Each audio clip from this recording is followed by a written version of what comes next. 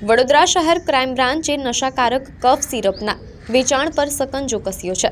વડોદરા શહેર ક્રાઇમ બ્રાન્ચની ટીમને બાતમી મળી હતી કે આજવા રોડ દત્તનગર સયાજી પાર્ક વિસ્તારમાં રહેતો મનજીતસિંહ કતારસિંહ સિકલીગર નામનો ઈસમ પોતાના મકાનમાં ગ્રાહકોને છૂટક વેચાણ કરવા માટે નશાકારક કફ સિરપનો જથ્થો સંતાડી રહ્યો છે।